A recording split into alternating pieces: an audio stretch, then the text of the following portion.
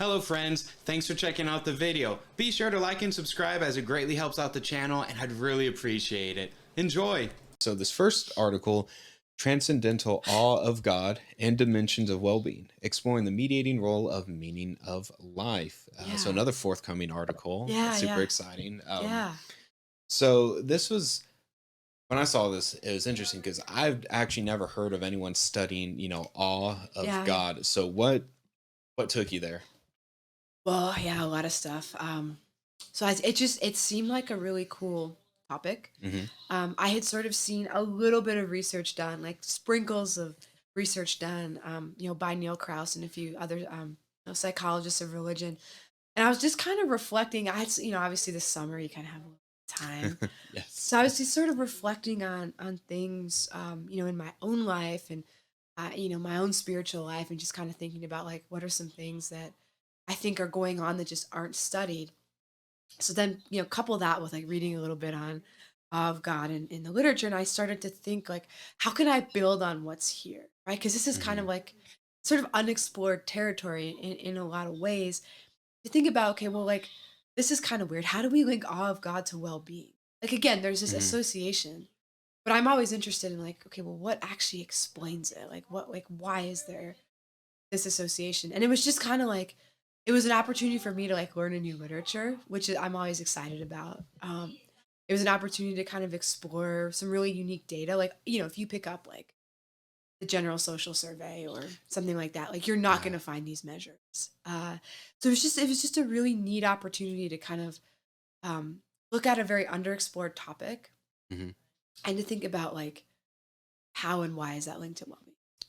Wow. Okay. That's nice. I So like it. But summers are it's great. yeah, Is the it's short version of that answer.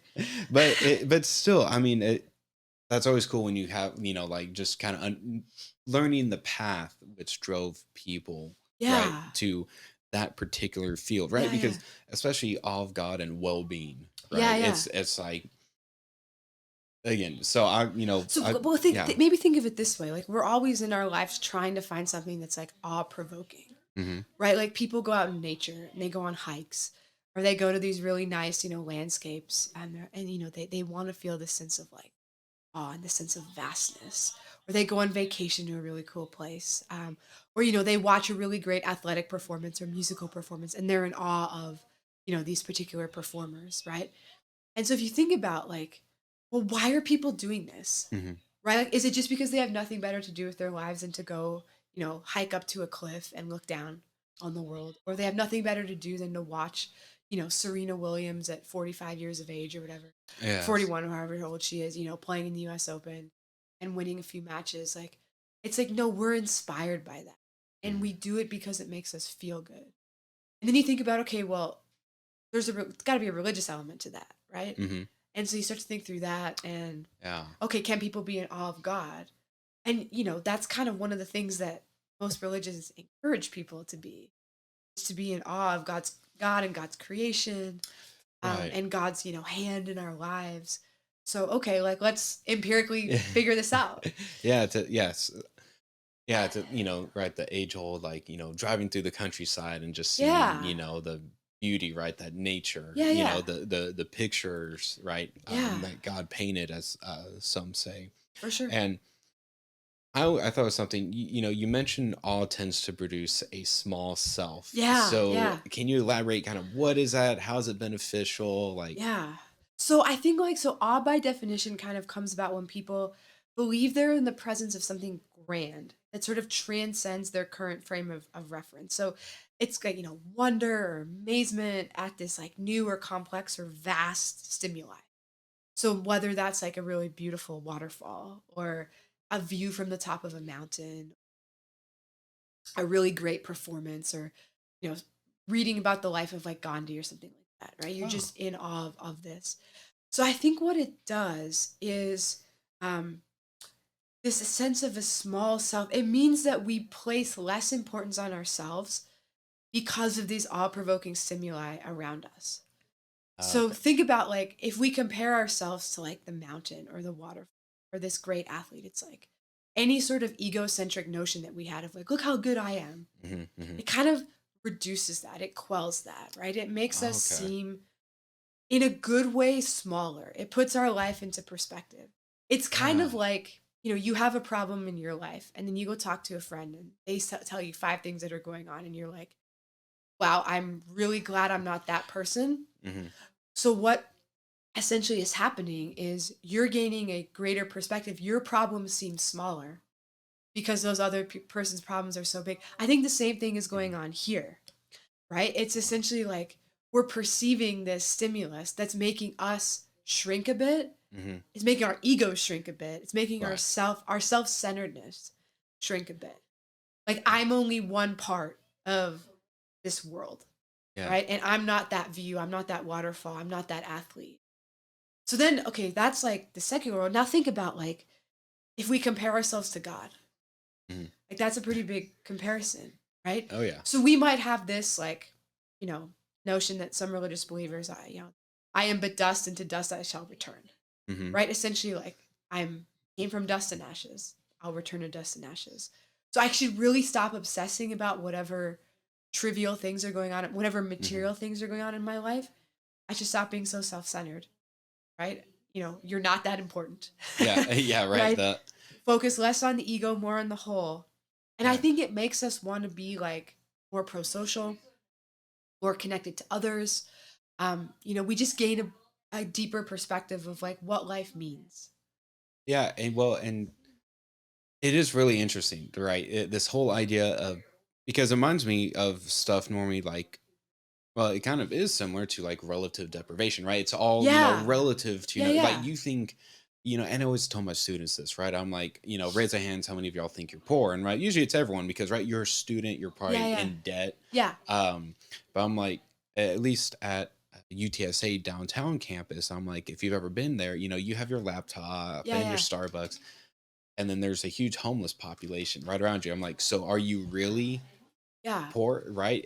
Right. And so I'm like, that right, it's that whole concept of someone always has it worse than you, Yeah. right? So it's kind of that flipping on. It's like, well, maybe I was jumping the gun on saying like Yeah. this is so Gives bad. you it gives you a sense of perspective, right? Yes. And it gives you when you are in awe of God, right? It gives you this sense of like, I'm just a small part of humanity. I'm just a small part of creation. And it again, it allows us to kind of take that step back and be more reflective about where we are in our lives and what really matters and what's really important. Yes. And I think, as I tried to show in this paper, this one was actually co-authored with Neil Krauss. We tried to show, why meaning in life is kind of this kind of interceding pathway between awe of God and well-being. Yes, because it almost seemed I, as you're kind of hitting on, and as I was reading, I'm like, okay, well, if you have all of God, right, and this Yeah, whole kind of perspective of, yeah, especially you are so tiny when yeah, yeah, comparison, but yeah, but then how that is linked to right having a more a better understanding, yeah, if you will, meaning of life, kind yeah, of almost seemed like, oh, meaning of my life when sometimes like all of a sudden I feel like nothing, but right, it's that it's in the good way of yeah, like again being able to take all these ultimately usually trivial issues, yeah, these problems, right, and this really does to me always expand to a larger idea that we as individuals always feel like, well, why don't you just leave your job? I can't leave my job, I can't do that. It's yeah, like, well, the choice is actually always there, but we right. like to create these I can't always say excuses, but kind of are excuses or barriers to like, what, no, that's impossible, I don't have a choice. Well, Yeah, yeah. actually, right, and it's kind of like Agency that and structure, there you which go. it always comes back to, right? In Y- our line of work. Yeah. yeah, and right, and then linking that with God, right, if everything's like that perspective of this is a really trivial Yeah. thing, Yeah. right, Yeah. and but I know that this would be another study like add on, but right then, okay, well then how's the image of God, right, like if it's yeah, so you could go down so many rabbit holes, but that's why I really kind of like this because at first I was trying to like understand they linked them, but then what y'all ended up doing, which we're about to talk about, Yeah. is like the result. How did you find God of Life being associated Yeah. Yeah. um, Well, okay, with? so when we think about like the sense of meaning in life, right? That your life or your existence is coherent, it's Hmm. significant, it has this sense of meaning and purpose, or maybe this mission, right? Like, okay, I Hmm. get a sense of meaning from like being a professor, or from being a Christian, or from being a parent, or from being like, you know, a daughter, or whatever the case might be, right? We Hmm. gain a sense of meaning from our roles in life. And this is like a sense of meaning in life is a pretty good stress coping mechanism, Hmm. right? Okay, like, I have a bad day at work, or whatnot. It's like, okay, I can still get meaning from, my spiritual life or my family life, or something's going wrong in my family life. I can still get meaning from work, or so forth. I can still have this broader purpose. So I think what being in awe of God can do, it can help people kind of achieve this sense of like self transcendence that I think can actually sharpen the avenues through which they can find meaning. So, for Hmm. instance, I don't find meaning in materialism and going out and buying a bunch of stuff, Right. or in like getting promoted at work or whatever. But I find meaning in nature, or I find meaning in connecting with the divine, and knowing that at the end of the day, I'm like, a child of God, right? And I transcend these like mundane concerns. And then if all of God produces more meaning in life, then of Hmm. course it should affect health. Because Hmm. people who have more meaningful lives are more at peace. They can deal better with stress, right? So of course they have better health and better mental health, right? So if all of God can help Yeah. people achieve greater meaning, we would expect them to have better health. And that's what we found. Okay. Yeah. Yeah, it seemed pretty, yeah, pretty straight And a across the pretty board. straight, like, with depression, with life Hmm. satisfaction, with self-rated health, because all of God produced greater meaning in life is associated with better health. Yeah. So it's, which I mean, again, kind of as you just outlined, it makes very logical sense that like if you Yeah. have a good positive meaning of life, like even when you're facing troubles, like you said, you had a bad, you're having a bad day or a Yeah. bad week, Yeah. that Or a bad ultimate year, or bad year. years, Yeah, right? oh God, Like, yeah, right. It's one of those like this is all, especially with reliance on, God, yeah, like this yeah. awe of God, like it's these are all such minor points in the grand scheme of Yeah. thing, right? Yeah. You're going to there's still so much to go, Yeah. right? It might just be time to go on a little vacate, for a week to. Yeah, and I think the pandemic inspired this in a lot Mm, of people because, we've seen like the great resignation, people leaving their jobs, moving. mm, And I think part of that is spurred by the fact that when they had that time about yes. life, right? They found like, okay, well, I'm actually not getting meaning from this job. I'm not getting meaning from what I'm doing. So like maybe I'll take a pay cut and, do a job that's more meaningful to me. Yeah. And so I think, whether we get off from religious sources or secular sources, I think the effect is the same. That Mhm. again, it makes us in a way like zoom out and to really focus on like what really matters. Well, and elaborating on that point, it's kind of reading this new kind of trend going on called quiet quitting, Yeah, which yeah, chat. It's not actually people quitting their jobs. It's just like, what did I get signed on for, and that's all I'm doing, right? And no yeah, more of this. I'm going. I don't have to, work a 9 to 5, but I work weekends and sure. everything. I'm going above and beyond to this. And a lot of people, of course, like, millennials, Gen Zers are like, no, I'm not going to do that anymore. Like, Right, right. if you want more work, Maybe. pay me more. Yeah, Right. Because to yeah, link it back to your point, I'm like, that's probably been having a huge negative impact on people's lives. sure, Right. It's sure. like, I'm going to sacrifice the first 20 years of my career life Yeah, to make all this money. And then I can truly yeah. enjoy life when I'm 50, which, Right. Well, it's funny. So over the summer, I was actually just having this conversation with somebody yesterday. Um, I read this book called 4,000 Weeks, and it's a book about like it's essentially a book sort of about how we understand time and how we manage our time. But the average American person lives about 80 years, which is about 4,000 weeks, about 50 oh, weeks a year, right. 80 years, 4,000 weeks. And when I got reading and this book, like that is not a lot of time. Goes by fast. When you think about like you just said 20 years. Hmm. So you're spending 1,000 of those weeks, killing yourself for this Hmm. job that isn't bringing you meaning, satisfaction, joy ultimately. That's a lot of life. there's Yeah. all these tips on like, how to be more productive. Y- What are the top 7 things that people do before 7 a.m., successful people do before 7 a.m., and all this, Yeah.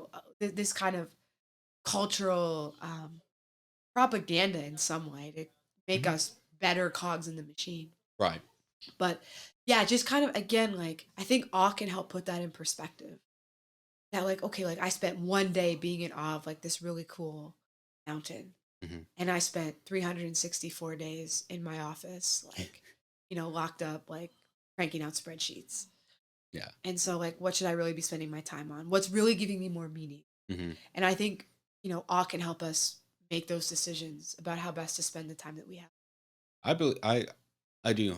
I believe it. And hey, it might also be this. I don't know enough about, but I do know that there has been an increase in I don't know how many decades of right younger individuals living the mobile life, right? Living out of vans, Yeah. of course, like super nice vans. Yeah. I Yeah. I watch them on, Yeah. that's one of my extra hobbies, and like they Yeah. are very sophisticated. Like they're a lot of Yeah. money, but it's part of that whole. Yeah, I still work. I zoom in for meetings, but Yeah. Yeah. otherwise it's all mobile work because I Right. don't want to be in an office. I Yeah. don't want to commute to work. Like, Yeah. I don't want to spend 3 hours a day on the road or on a train yes. or, I don't want to be tied down to a Mhm. cubicle, Right, right? right. Because talk about strain to mental health. Even I'm God knows this all my complaining of when I was driving. 2 hours out of my day every Sure. day was Sure. just spent on the road. Yeah. And then you think about Yeah. productivity, and then it's like, is this what I really want? And Yeah. then all of a sudden, you start it starts to weigh heavily on Yeah. you. So I think Yeah. that is a really, yeah, like so much to expand on that because Yeah. again, for a topic or subject I had never even like heard or even Yeah. Yeah. thought about Yeah. like Yeah. could be something, Yeah. that research hits. So Yeah. Yeah. learned quite a lot from that. Nice. Um, I'm glad. We um never know if people are actually reading our work, so yeah, well, it's hey, always that nice to know that someone is, in some way makes them, think deeper about, some pretty big questions. yeah, well, and that's what, why I wanted to start this show is if we can Yeah. kind of broaden the reach to Yeah. a Sure. Yeah. bigger audience, Yeah. then